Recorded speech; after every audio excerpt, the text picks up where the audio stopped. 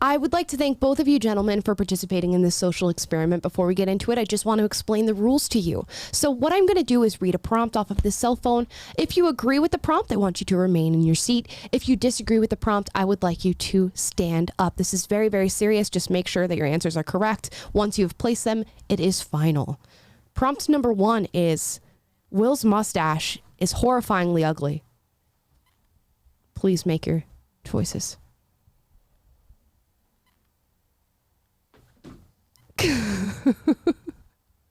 Will, do you think that your own mustache is ugly? I think the dirty capitalists might think that it's ugly, but that's because they're part of the systems of oppression and racism that founded this country. Great answer. Thank you for taking I this. once knew a person, this is anecdotal, but I once knew a person with a mustache and he was ugly. So I'm standing. Will's mustache is all upset. Okay. That's why I'm standing. Our next prompt here, gentlemen, is Amala is a talentless hack and is doing this for white validation.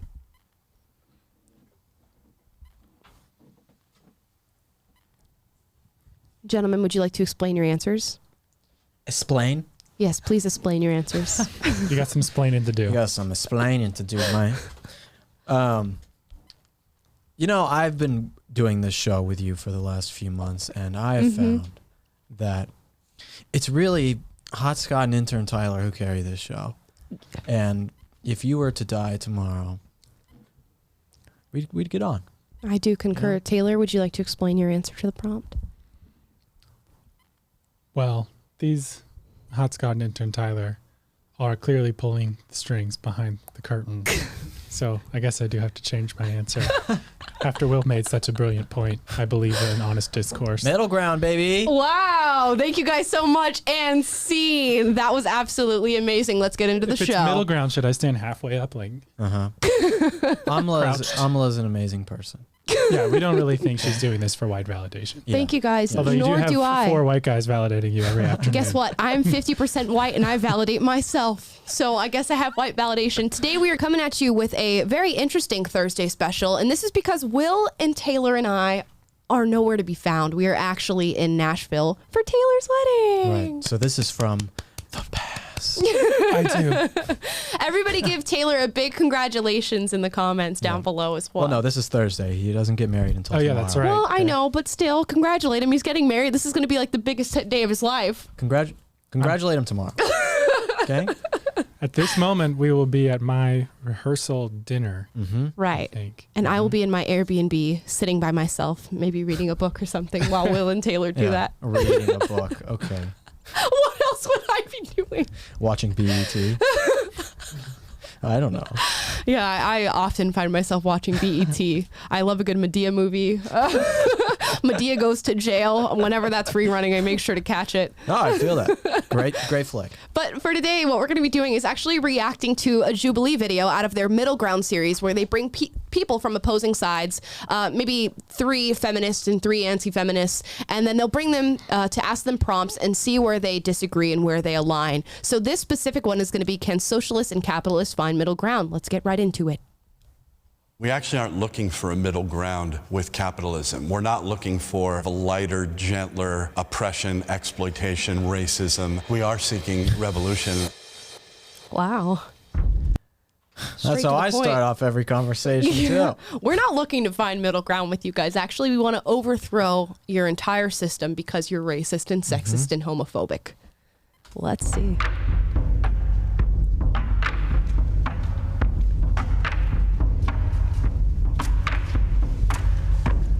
Yeah, I know that girl. You know what, girl? In the yellow. She's going to be I for don't the know capitalists, I'm she assuming. Is, yeah. Well, I think so, but I'm not going to say her name because I don't know if they say people's names on here. I think they do. They introduce Well, I know themselves.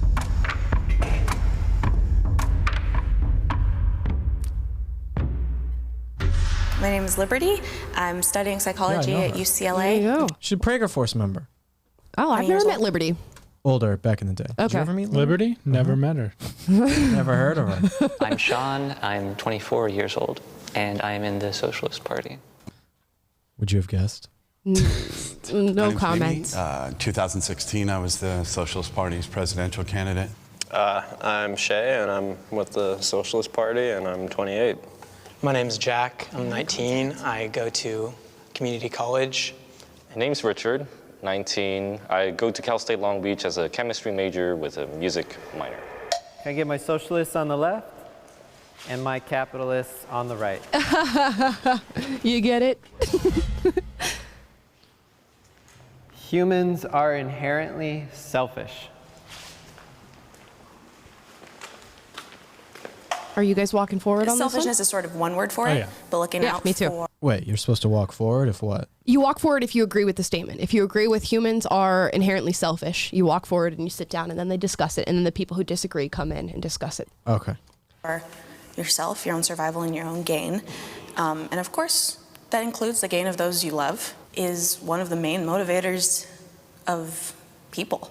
A really good way that we could figure out human nature is by comparing it to animal nature and stuff like that. And you see, animals doing whatever they can to survive. It's just culture that has changed us. But I believe at its core that yes, humans, just like any other animal, are selfish. I work with children, and my experience of working with people who haven't been acculturated or have been into this idea that they need to be selfish all the time are generally not. Every organism has to have a sense of getting resources for itself in order to survive, but that's much different than being selfish. They really should have told the guy with the hat facing forward that you can't see his face with that shading. That's how he chose to represent himself. Just saying. What I'm going to say... He's socialist, so he's got to be ominous and dark. What is interesting to me is that when you ask innate questions about the human psyche, whether or not humans are inherently selfish, the capitalists walk forward, the socialists stay behind. And what that points out to me is not really an ideological difference, but a difference in the way that you view the human psyche and the way that you view the human condition. So operating on that difference as a foundation is going to set you up, obviously, for disagreements because you fundamentally disagree on the way that humans are and the reality for humans. And of course, humans are self-interested. We thrive on survival, and if it is me protecting my survival versus me protecting the survival of somebody else that I've never met, inherently humans are going to try to protect their own survival and their own self-interest. And although, like Liberty says, it applies to the people that you love as well, and that's why we build strong communities, that's why we support our communities, and even that, although somewhat altruistic, is still self-interest because I want to live in a strong community that I like living in. Yeah, and this guy says his evidence for why humans are not selfish was that he works with kids and observes that they're nice. But have you ever met a child? What's the first word that kids learn? Mine. Right. Kids do not share. You have to teach a kid to share their toys. You have to teach a kid to play nice. They're not like that by nature. So how do you appeal to the fact that you work with kids? And if you spend 5 seconds with kids, all you see is that they're selfish. Yeah, and kids are dumb. You're not going to learn how the world works by watching kids. You need to watch adults. Well, actually, you can learn a lot. A lot of behavior psychologists study You can learn a kids. lot, but I'm saying you're not going to know how an economy should work. Right, and just think about it as through the eyes of a baby or a child. When they need something, they yearn for it, they scream for it, and they will do anything and have you do anything for them to get that. People are self-interested. People want to survive. That is what they want to do, and that inherently needs self-interest. So, I think. I think even if you spend any time in a social democracy, let's say you go to Norway and you spend time there where the people see the collective good as tied into their own personal well-being. I think we have so many examples like that, societies working collectively toward a greater good. The thing about... You mean a society like Norway, which has more capitalism than America? Sure. Maybe I agree with you. Sounds good to me. The Nordic countries, in my opinion, since they're very, very ethnically homogenous, they all have very, very similar culture. It's not an accurate representation of, what humans inherently are, because I believe that culture can mask human nature. So you think that diversity would work against working in harmony toward a collective good? In diversity, we have different ideas of what good is. Absolutely.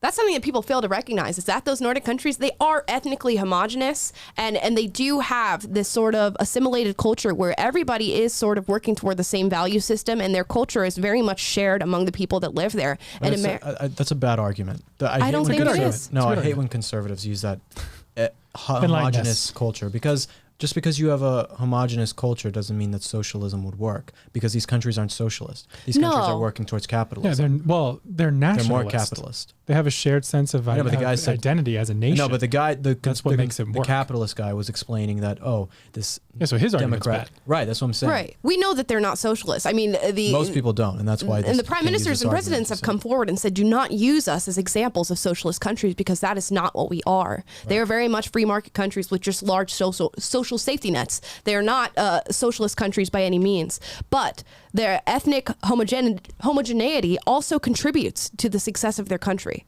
And that's just a foundation in any nation. Yeah, it's easier to have a safety net whenever you have a ethnically, or not ethnically, but a homogenous culture. No, that is of course true. I'm just saying that too. Using it to explain that socialism works is, from that standpoint, is not a good argument. Right. Yeah, of course. Yeah. Yeah. Which is what I hear is what I hear from people. I think competition brings out the best in people.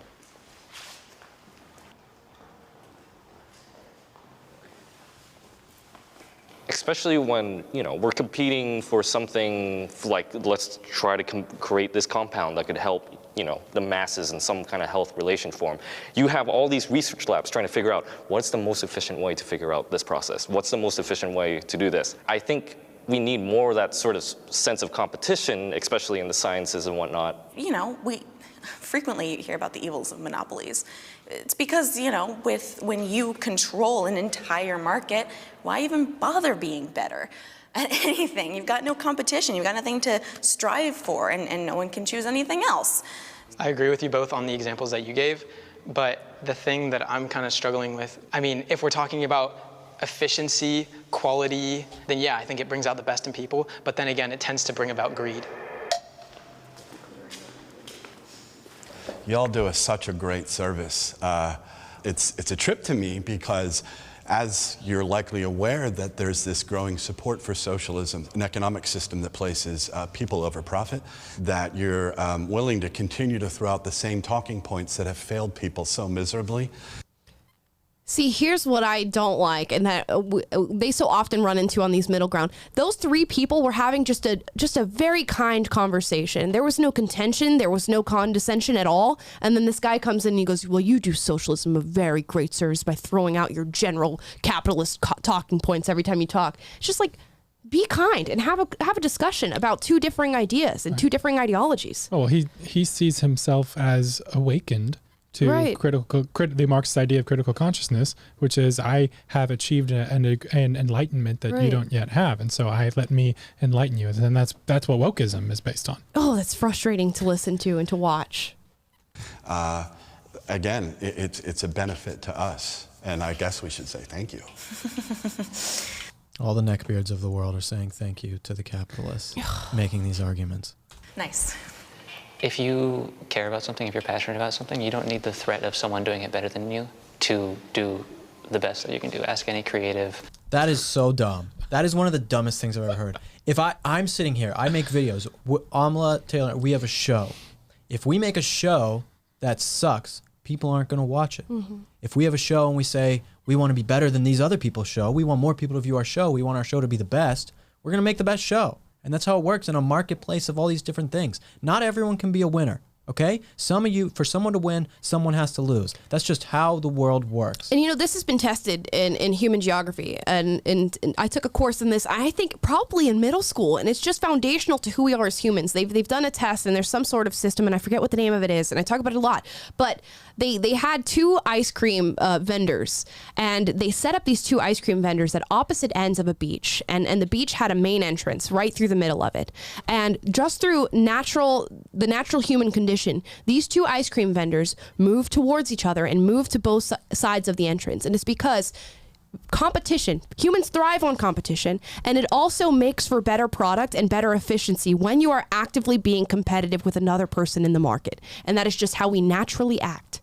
Yeah, we just watched the Olympics, and the athletes are not going to achieve, like Simone Biles doesn't achieve what she achieves just because she just decided to hop on a beam one day and be good. Like it takes honing your craft, and it takes looking at what everyone else has ever done before you and trying to transcend that. And you're competing against other people on your team to even make the team, to represent the United States. Like, it takes to achieve something good. And then speaking of competition too, a great example of what you're talking about with the ice cream thing is the hot chicken restaurants that we frequent for lunch. There was one down the road. It was like a kind of a mom and pop hot chicken place, and we liked it. We'd go once a week or so. And then another one opened up right a little bit closer to our office, and we walked in and tried it, and it was like way better. Like they had their systems down. It was a chain, but it was like really good value, free refills, free extra pickles. The food was really clean and good. They like greet you when you come in, and it was like an amazing experience. And we sat down and were like,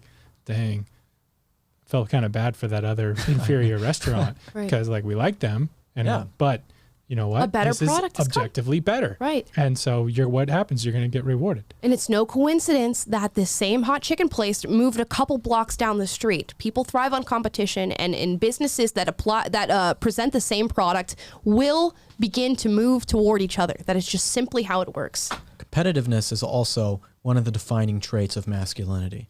Men are supposed to be competitive because imagine caveman times. You are competing against nature. You're competing against other tribes, whatever it is, to go and get the biggest mammoth or whatever it is, taking it back to your den so that you can feed. Like, you have to be competitive. You have to be a so you can get the women, really. Right. So you can get the women too. Exactly, because you want to procreate. Like, being competitive is part of being a man. Men who say that you shouldn't, that competition isn't important, are beta men. It's like Jordan Peterson talks a lot about competence hierarchies, and the way that you become the alpha male is being the one who's the most competent. And what is the best sorting mechanism to see who's the most competent? Competition. And I never thought about the fact that they share the same root word, but that's who's more competent. And you want to have a structure that incentivizes maximum competence in a society, because that means you're going to have the best the best we can achieve scientifically, the best we can achieve technologically, the best we can achieve with food, the best we can achieve with athletics, anything it can be, with art, with music, with science, all that stuff. Like, you need the competition is the mechanism that makes the best things rise to the top. It's not called survival of the fittest for no reason. It's because there's competition among people and the fittest prevails. Oh, and ideas too, by the way. Right. Competition leads less to excellence and more towards doing whatever you can to edge past the other person. Today, couldn't have said it better myself. He just defined what being exceptional means. Yeah. He just defined what excellence means, and that is looking at the standard around you and then building yourself one above that. That is exceptionalism. I do want to say here, though, like, there is truth to the idea that in competition, it can bring out the worst in people. Like, if you're a guy who've ever been on a basketball court with, it brings out the ugly, Scott's nodding, like, it brings out the ugly side of people. Competing with Will in games like Jackbox games, he gets very competitive, and it can bring out the ugly side of people. But just because that happens, that doesn't mean, like, Jordan Peterson talks about you should be a monster. And, like, in other words, you should be as powerful and competent as you can be, but you should also be restrained. You should have the ability to win, but you should also have the character to keep that in check. Right, and don't forget that competition comes into play when it comes to character and being kind and compassionate. Competition is not only in terms of ingenuity and production. It has to do with being a good person, and you can compete with other people on being good and being gracious. Right, and that's what Will talked about with the idea of benevolence. Like, I can be the best basketball player on the court, but if I'm a butthole to everyone, they're not going to invite me to play to the next game. Right. So it's a game. The game of society and the game of living in a community that actually works is you have to treat people in a way that's nice, so that they'll invite you to keep participating. Unless you don't want to be with everyone else, like Will, like me, introvert Will. All right, if we're talking about the United States and we're talking about financial success, then yes, I would believe so. What was the prompt? If we're talking about the world, it doesn't necessarily have to. The prompt for this one was, everyone can make it, or everyone can succeed. Mean financial well-being or like stability. I think that it really just means how you're happy and how you're okay with yourself, and you make a goal and you pursue your goal, and if you fail or achieve it. That's exactly what I was thinking. I find that there are so many resources out there that you can enact on. It's just there's some people who just don't do anything about it. Oh, good old YouTube ad. Yeah, I love that. Capitalism. Listen, I love DoorDash. My first thought here with this question is, you got to be fucking kidding me. So many people in this country who solely because they exist, they're under threat, whether it's through, the police. They're just trying to survive. Oh my God. So everyone's very different. Again, everyone has different opportunities to what they can even consider success. In the US, though, there are a lot of opportunities for most people, though, of course, you can't say all, and there are always those who are extremely unfortunate and should be helped.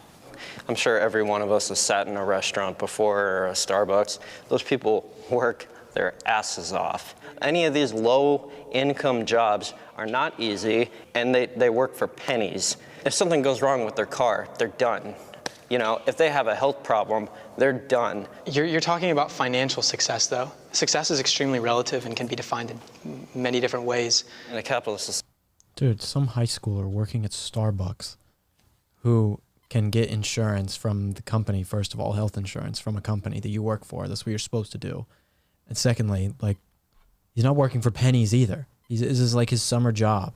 You're not supposed to have a minimum wage job for the rest of your life, okay?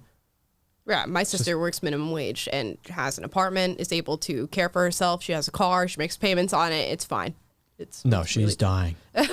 And I guess it's the left falls into this idea of, well, if you can't support an entire family on this wage, it's not a good wage. It's unethical. They're not paying you. And we can go into hours and hours of talking about why minimum wages are actually detrimental to not only black people and people of color, but to society in general.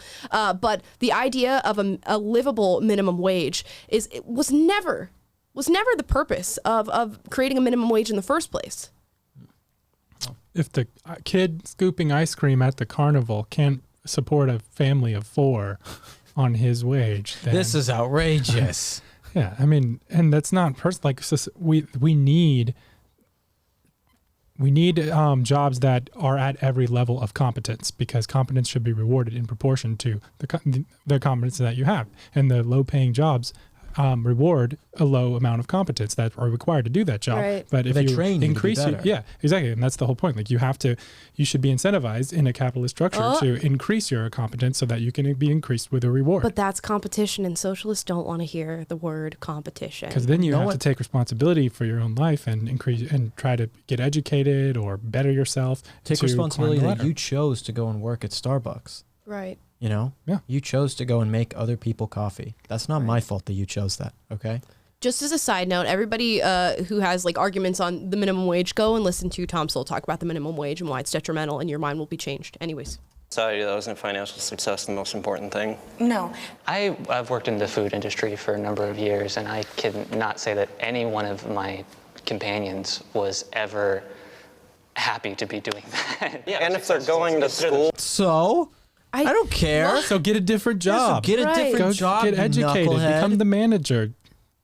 This is I the don't understand. entitlement. They think, I'm in high school and I need to make some money. I should be able to just sit around all day and make money. Or I should be making tons of money for something that I don't really like doing. I should be handed government unemployment checks ad infinitum. And I it's should just be the president. It's you're so dumb.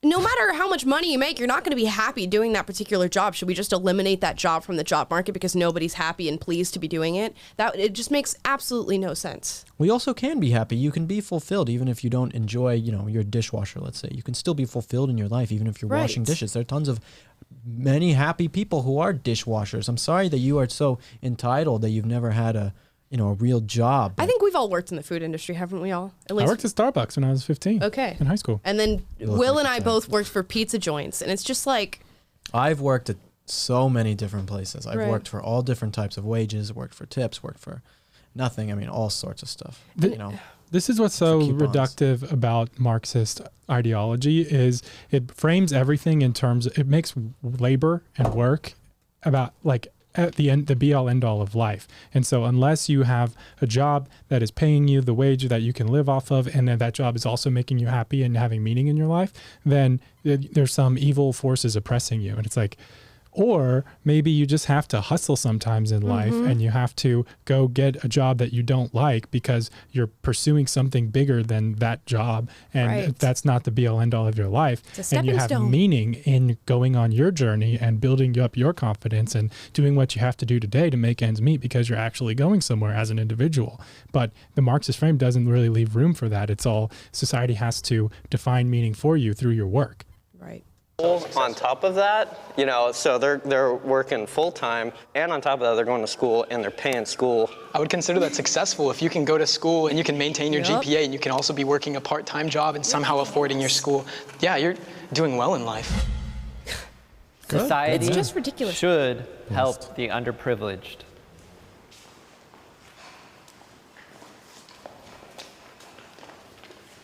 I don't even like the framing of the question. Saying Yeah. give 'em Society a fish, does help the et cetera, underprivileged. Are we pausing? holds true. No. And also, who should do the helping and how is very important. Not all acts of service are equally beneficial.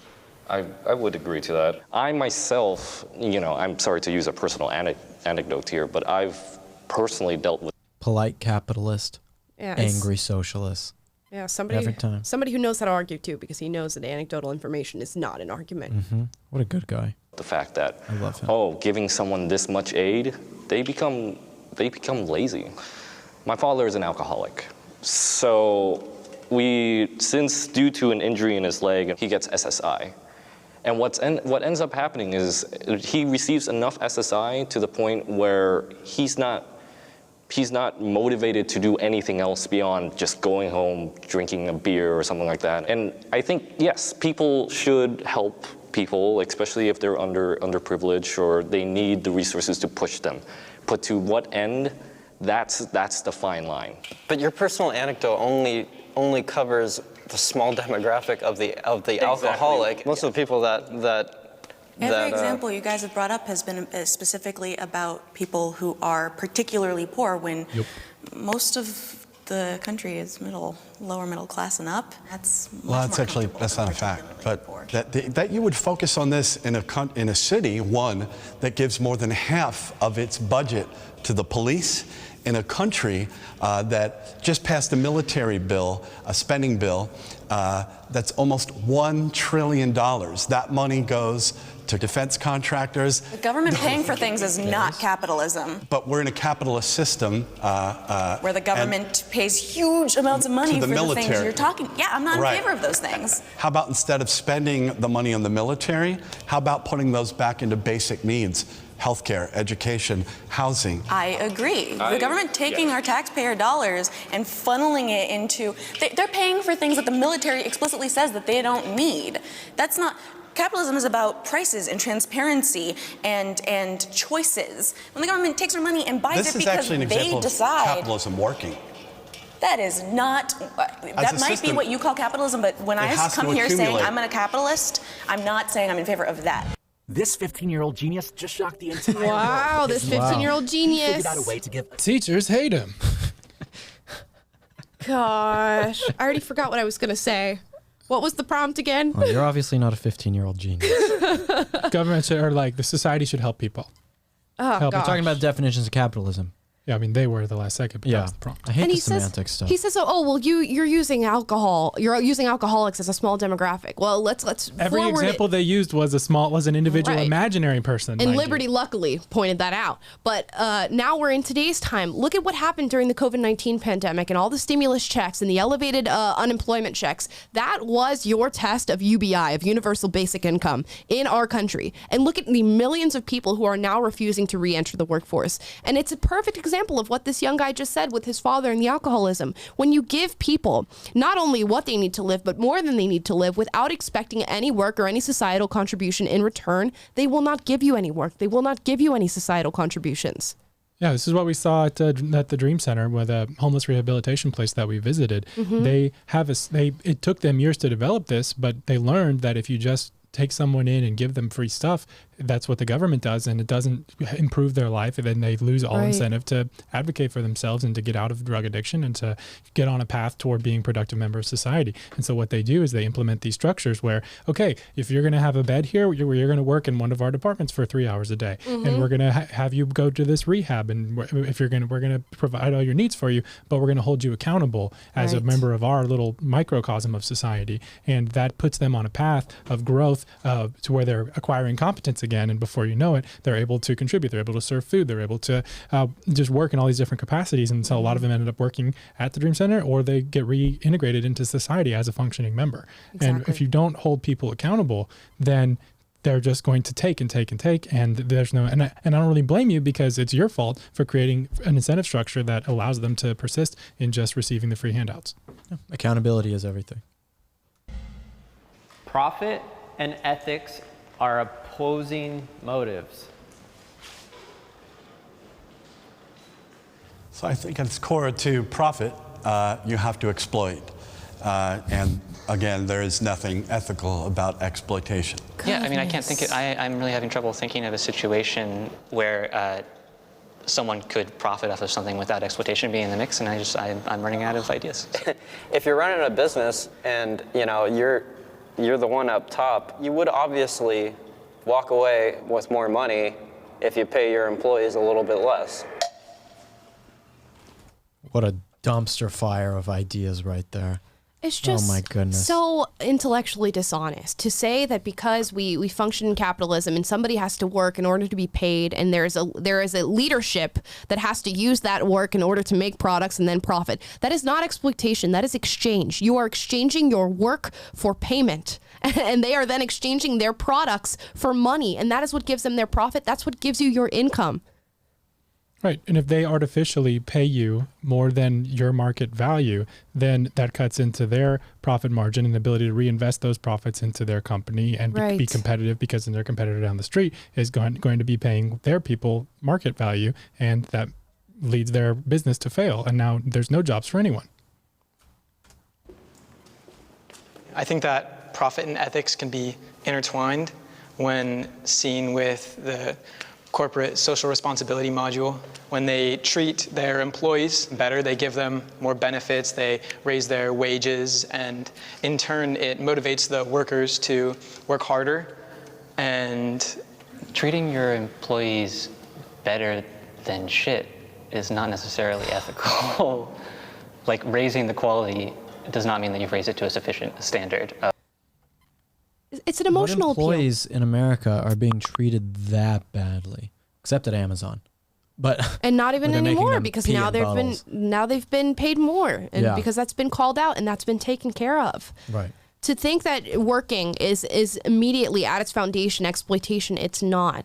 And that is very true. If you incentivize people working, they will work harder for you. That is just simply the case. Yeah. And I can agree with parts of this, that there are times when profits can be put above people. There's for sure greediness in the world, and people do that. There is no doubt about it. I mean, he was just talking about defense contractors before, and that's something that I would, personally agree with him on, and some of the other people that I frequently mention on this show. So that can be true. But in and of itself, just being able to have profits does not mean that you cannot be ethical having profits. Yeah, not to mention that in the United States, we have such an extensive framework of employment legislation to where if anything unethical happens to you with your employer, you can immediately find a lawyer and seek legal action on that. And it comes from anything from wage theft to discrimination. We actively try to help our employees and to make sure that they are guarded from injustice and greed. Yeah, that is unless they mandate the, then you have nothing. Yeah, unless they mandate a certain thing, certain medical procedure. Certain thing. Of treatment. Because if you're paying someone less than a living wage, that is unethical. all I'm saying is it is to some degree more ethical and can be seen as more ethical to... Wait, sorry, one thing. Paying people less than a living wage, okay? First of all, the people chose to go and work at whatever establishment it is, paying them as much as they're allowed, as they want to pay them, okay? Most businesses, especially small businesses, are running on nearly 1% profit margins. 1% profit margins, okay? You think that CEOs or owners of these, like your mom and pop pizza shop down the street is exploiting you, and they live in huge mansions, taking all of your money and diving in pools of gold? Of course not. and then people go and choose to work there. It's like dumb. I could talk about this for years. Be beating competition by raising the wages of your employees and giving them better benefits. Also, one must be paid slightly less than they are making in worth for a company for it to be worth it to hire them at all. If you can't pay your employee the minimum amount of money that they need in order to live, you have no business being in business. And I think also there's a tendency from the... I am forcing you to make your store better until you can pay everyone this amount of money. You are telling people how much they have to pay people. Who designates what is a living wage? I mean, that's like... Yeah, well, also forgetting that products have variability in value. So not every product is going to be valued at the same as your wages, which is why a minimum wage inherently is problematic when it comes to the American market system anyways. I would love to see this guy try to run a business for like a month. I know. Just put you in charge instead of a campaign. Making hiring, firing decisions. Pay him whatever you want and see how fast the business craters. I know. You know, you have no idea. Like, you're not, this is the problem with these Marxists is they're not accountable to reality. And because their ideas don't have to be tested in real life. They can just sit back and complain and gripe and air their grievances about everything and criticize everything. But they're not productive. They're not out there putting their ideas into practice. Because when they do, what happens? We see the best examples we have are totalitarian societies that have to murder people to cooperate with this ideology because it doesn't work. And it doesn't, I would love to see a Marxist business in operation. Right. Show me one that's successful. There was this brewery back in Colorado. It was called like Comrade Brewing. The guy was like a communist, I guess. We went there for some drinks one time for some beers to the place. Good beers. So I don't know how he obviously ran, but it's like he obviously ran his model as a capitalist business, right? Even though this guy was a communist himself, but had good beer. Thanks, Will. Great story. To skew away from sort of objective fact. I mentioned the MIT living wage calculator, right? Yes. That's a scientific model. Wow. That 29.25. So as a company, if you can't afford to pay your employee a living wage, that's just the minimum that they need in order to live, right? Get the fuck out of business. Why are we even talking to you when you have all the facts and we don't know anything? I don't know. It's hardly worth my time. Well, we would, sure. Wow. It's hard to really lean towards one side or the other if everyone is just sort of stating all these coherent biases and not accepting any sort of thing from any other particular side, which is why I'm sort of just, I'm trying to understand your side, and I'm trying to grasp really my side of it. And again, going back to sort of that mutual understanding of what can we do next? That sort of mutual understanding needs to be there if we're going to ever continue to see what's best for the U.S. And that's why when you start conversations where you're trying to change people's minds or at least discuss ideas, you should try to build a foundation of what the objective truth is before you even go into battling your ideologies. And they attempted to do that with their first question: are humans inherently selfish? And you already identified the schism there. If you guys can't even agree that humans are innately selfish, how are you going to agree on your ideological viewpoints? How are you going to agree on your different theories of how our society should work when you can't even agree on the basic human condition? Well, these people don't even have the same definitions of capitalism and socialism. Like, these people should be definitely at first talking to each other and saying, what do you define socialism as? What do you define capitalism as? Because if you don't, then it's like, how do you even argue these ideas if you don't even know what the hell you're talking about? Yeah. You know? Yeah. Everyone's just going to be a smug, like, loser the whole time. Well, you'll be talking past each other. Like, you can't until you're on the same page about what it is that we're talking about. It's like when people ask Jordan Peterson, do you believe in God? He says, well, it depends on what you mean by believe and what you mean by God. Right. And that's true. You have to define your terms and be very explicit about what it is you're saying. So I was like, so you believe that capitalism is good? I was like, what do you mean? What are you asking me if that I believe? Yeah. And what are our goals with this conversation? Are our goals to come out of this understanding each other? Or are our goals to dunk on each other on what we believe and what we don't? Because you can clearly tell that that's the socialist guy's viewpoint. That's what he wants to do. He came here to school people, not to learn what they feel. I think one reason why, you often see like folks on the left, the socialists, communists, anarchists, et cetera, they're so passionate, and there is anger, seeing the suffering and the oppression and the exploitation, the racism, et cetera, you sort of feel this urgency, you know, like we're constantly under sort of this self-criticism and self-reflection about like, well, how do you package what can be complex ideas into ways that are very palatable? And That's me every hour. And I think like, if there's a failure on the left, that would be one of them. I wish that rather than having an agenda that One of them. Just one. Oh my, the racism thing, I could go on about that for ages. Capitalism is not racist. we try to prove, and we see ourselves as winning by convincing the opponent, I wish that we could consider winning as finding the middle ground and finding where we're similar and finding the truth. I think if you're in the pursuit of truth, then you've won, contrary to convincing other people that you're right. Oh my goodness, is this a young Taylor? A young Taylor in the making? Taylor, you looked way better back then. What happened to your long hair? Age catches up with you guys. Oh, let's finish it up. You know, despite that we definitely disagree on pretty much everything, it's good to note the real common ground here is we as like millennials and Gen Z and stuff, we're actually like talking about this, like whether we were able to convince the other side of anything or not, at least we give a shit about it, you know. This is stuff that we need to talk about. This is stuff that we need to be aware of. Amen. Especially given our leaders, so, yeah. All right, guys, that's a wrap. Thank you. Good argument. Pleasure, really. Thank you. You're cool. All right, that's it. Oh, we finished that up. Oh my goodness. I feel like we barely like scraped the surface of all the different underpinnings in that video, but It Got too mushy at the end for my liking. oh my gosh. I'm gonna be honest. Of course, when they all shake hands, But you're like, oh. that was Well, the no, part because that both people on each side, you know this, okay? Just human nature. Mm-hmm. I feel like both of these people are both a little disappointed. yes. Both sides in the Yes. conversation. Sure, of So they get course. kind of mushy, but in their hearts, they're actually disappointed in the conversation. Yeah.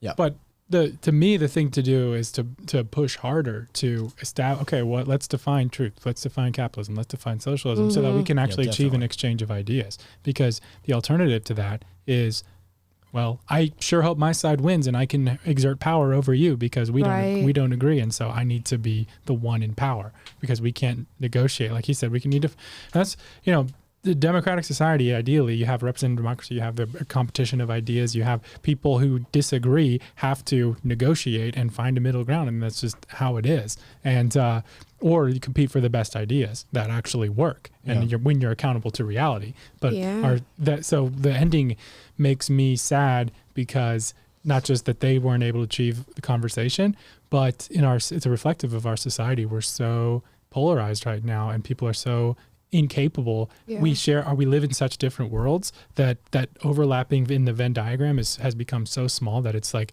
extremely difficult just to have an honest exchange of ideas. Yeah. So you hear those leftists arguing about what capitalism is, and we're like, that's not capitalism. Then you go online, you see some conservatives arguing about what the left does, and the left's like, that's not us either. Right. And it's like we're arguing amongst ourselves, trying to impress our own side all the time, instead of like We're both beating the crap out of straw men. yeah, exactly, Right. all the time. And it's like, what about actually more coming together and like figuring it out, you know? And like truth is power.